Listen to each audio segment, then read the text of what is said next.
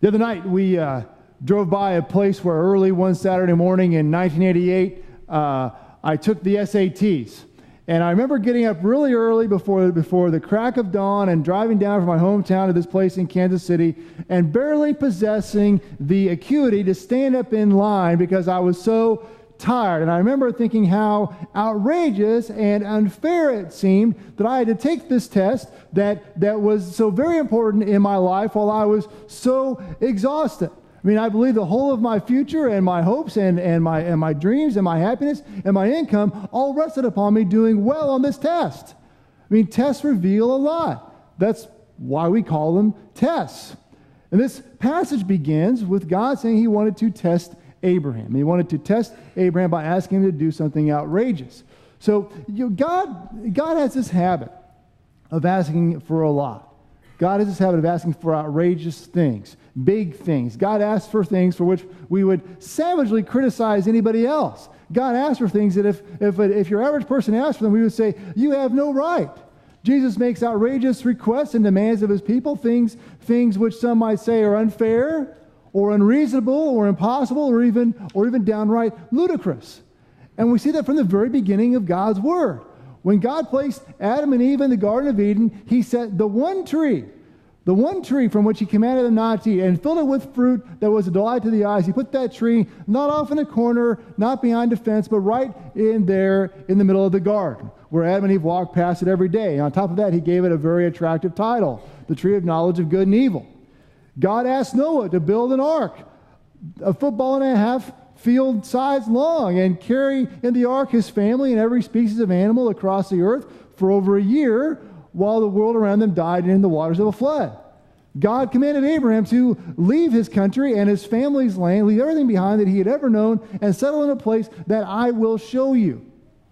And this asking a lot continued with Moses, whom God plucked from the solitude of wilderness, tending his father-in-law's sheep. And he said, you'll be my instrument to deliver my people from the mightiest power in the world. God didn't tell Moses that job would take more than 40 years. And it continues with Jesus. Jesus once cursed a fig tree because it did not bear fruit in April. And Jesus told a man who wanted to come with him, but I have to bury my father first. He said, if you're not fit to leave everything behind and follow me, you're not fit to follow me. Jesus commanded the disciples to take up their cross daily and follow him. Take up their cross, the dreaded, hideous Roman instrument of torture upon which hundreds of thousands have died. Take up your cross. It's asking a lot. And occasionally this habit God has of asking for a lot boils over in frustration. Peter one day got really frustrated with Jesus and he said, Jesus, look, we have left everything behind and followed you. What's in it for us?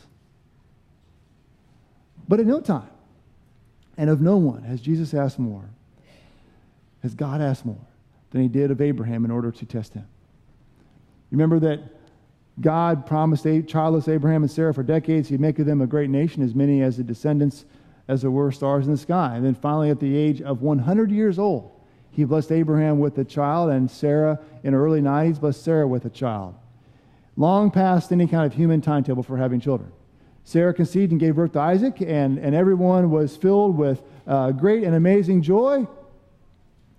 But then something happened. God does what he so often does. He made an outrageous, over-the-top command. He asked for something for which he should have had no right at all.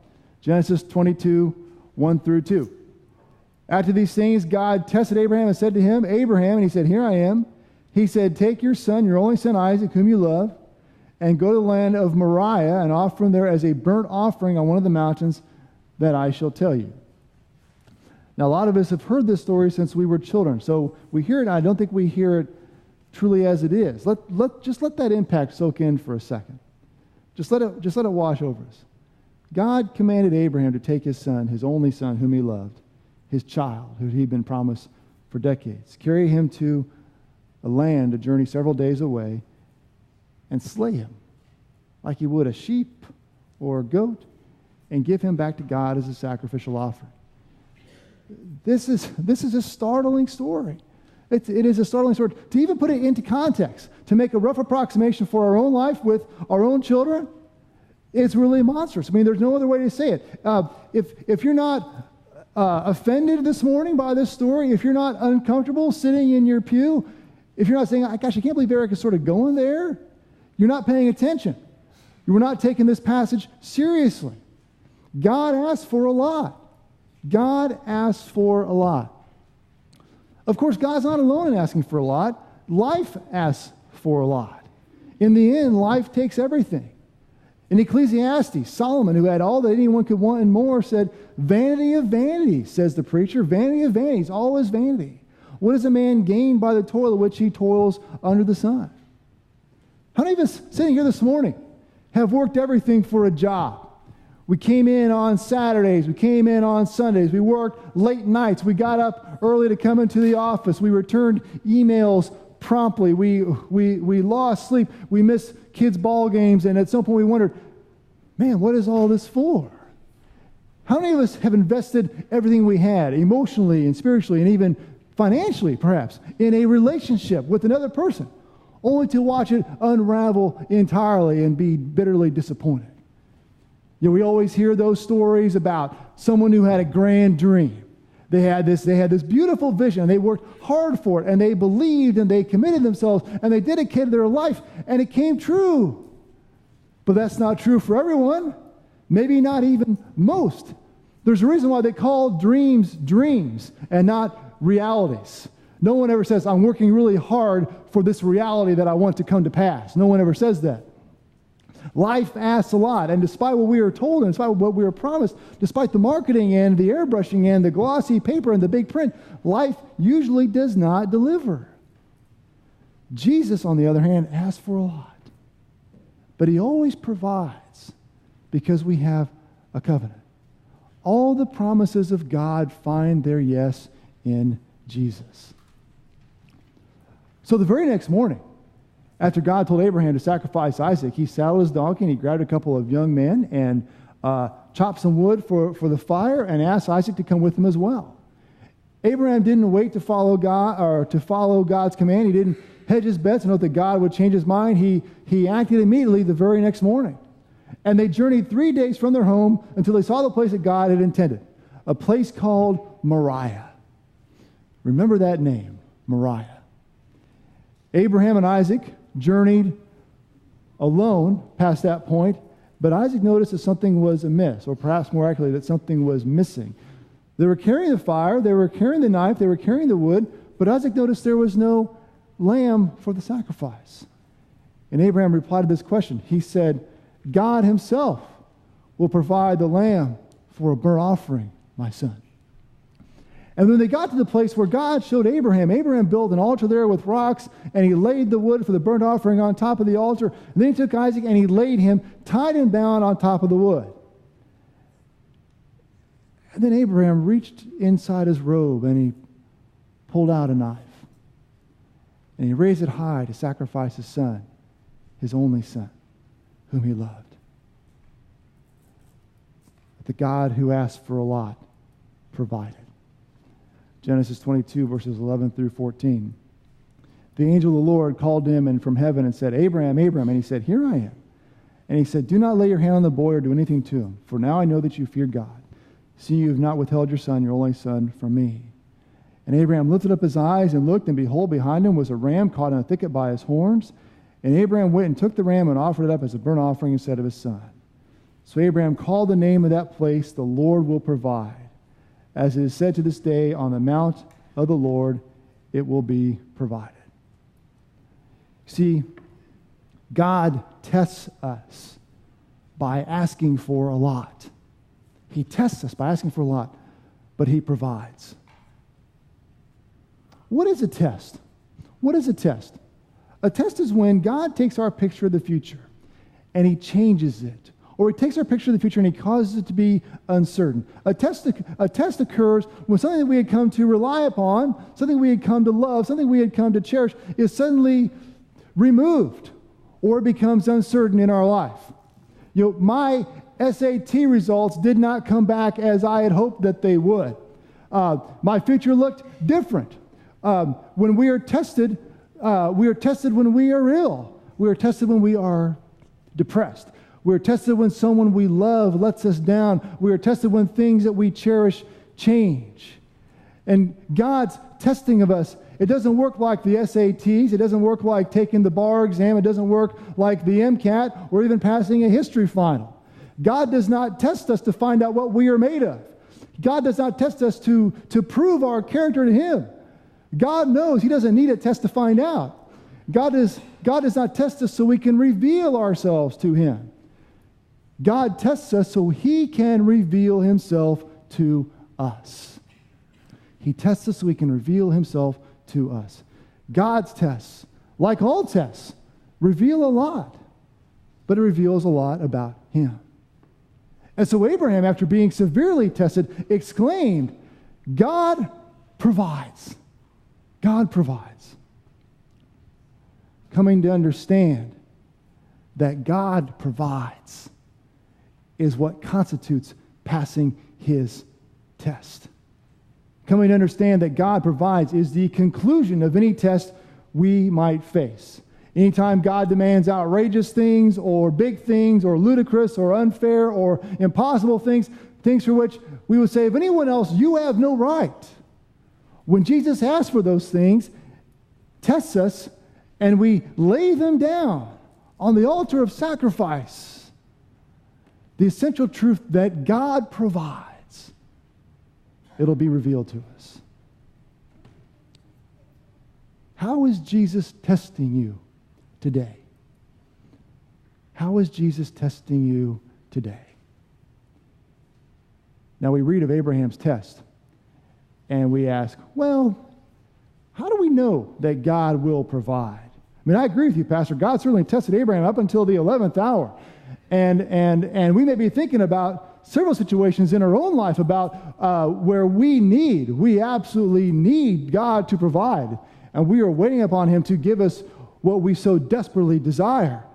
Well, how do we know that God will provide for us like He did for Abraham? How can we be so sure? How can we know that the God who asks for a lot will indeed give us what we need when we need it? How can we be assured that God's covenant is any good?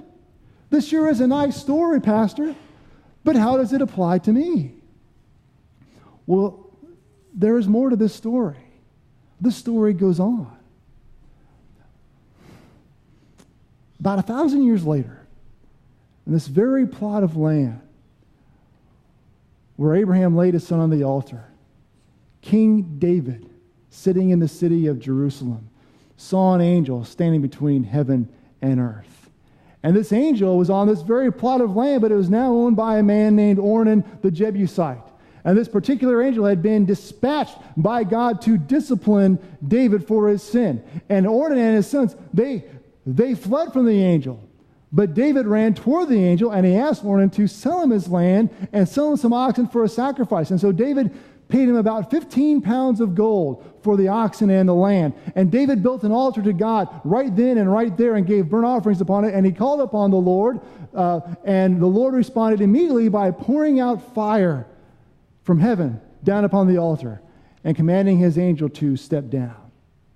And after the fire was poured out and the angel's hand was stayed, David declared that the land that he had just purchased, where he had built this altar and made a sacrifice, where God had stayed the angel's hand, that this very land would become the site for the temple in Jerusalem.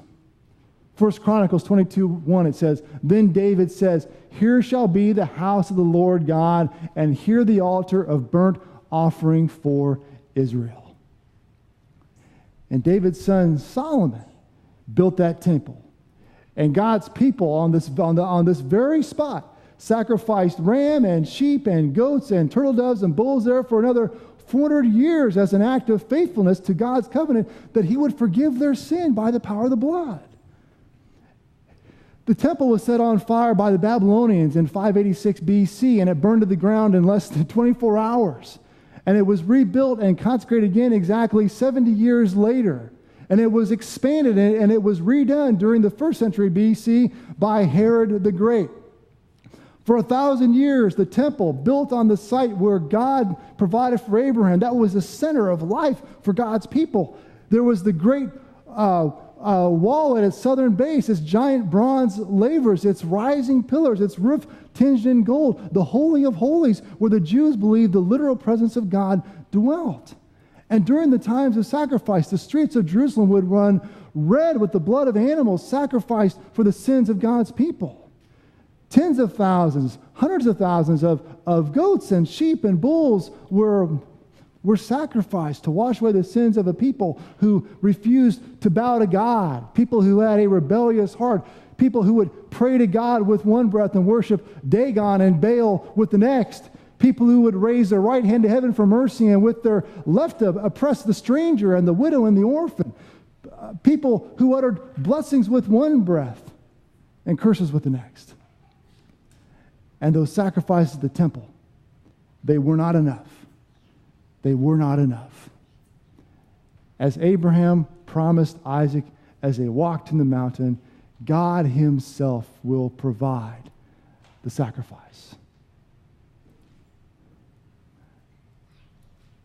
10 centuries after David and 18 centuries after Abraham, a man walked into that temple.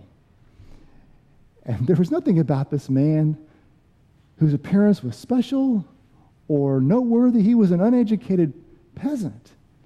He was a carpenter wearing leather sandals and a robe, not the gold and jewels of the temple priest. He was from a rural backwater called Nazareth, of which it was said nothing good could ever come from Nazareth. And in the temple, he saw people selling sheep and oxen and pigeons for sacrifice. And he saw money changers exchanging the unacceptable Roman coins of the people for Tyrian shekels to pay the temple tax. They had turned God's gift of forgiveness of sin and the majesty of his worship into a profit-making venture. And so this man, he fashioned a whip from cords, and he drove all the profiteers out of the temple, and he overturned their tables, and the crowd asked him, by what right do you have to do these things? And the man, who had every right, proclaimed, do not make my Father's house a house of trade. Destroy this temple, and in 3 days I will raise it up. His Father's house? Destroy the temple that had been built over 46 years and raise it up again in 3 days? This was outrageous. It was ludicrous. It was strange. It was blasphemous. And these proclamations caused no little concern, and it was decided among the religious powers that this man must die. And in just a few days, this man, God's Son, his only Son, whom he loves, would die on a hill as a sacrifice for the sin of God's people, a sacrifice once for all, just a few hundred feet away from where Abraham built an altar to God and laid his only Son, whom he loved, upon it. Our Heavenly Father did what he stopped Abraham from doing. God himself provided the lamb for our sin. And not only our sin, but for the sin of the whole world. Yes, God does ask for a lot. Yes, God tests us. He asks for big things. He demands things about which we would say to the average person, you have no right to ask that. God makes outrageous requests and demands of his people, things which we would say are unfair or unreasonable or impossible, even ludicrous. He tests us severely. Our God asks for a lot. But he gives and is willing to give so much more. Our God asks for a lot. But our Father of light, he gives good and perfect gifts. God asks for a lot, but he opens up the windows of heaven and pours out a blessing until there is no more need. Our God asks for a lot, but he supplies seed to the sower and bread for food and a harvest of righteousness. Our God asks for a lot, but the Lord is a sun, and he is a shield, and he bestows favor and honor, and no good thing does he withhold from those who walk in his way. Our God asks for a lot, but he will restore 100-fold for anyone who leaves their blessings to follow him. Our God asks for a lot, but he provides. And we know this. And we know this because he has a covenant with us. And if any of us doubt, that we know we only need to reflect upon this cross. If the Father would not hold back his Son, his only Son, whom he loves, will he withhold any good thing from us? He will not. He won't suddenly say, it costs too much. It's too great. It's too excessive, too exorbitant. It's just not worth it. He's not going to say that. There is no cost that the God who gave his only Son, who by his definite plan and foreknowledge saw him nailed to a tree on a hill, sacrificing him like a lamb caught in a bush upon a rocky knoll. There is no cost he will not pay for you.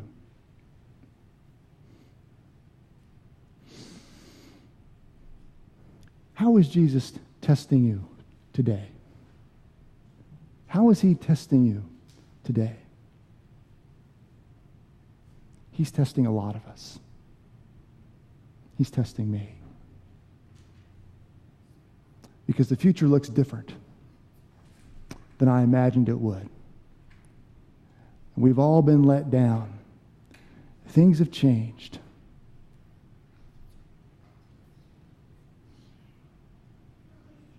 I ask you this morning to lay it on the altar of sacrifice and come and realize this one essential truth to living life. God provides.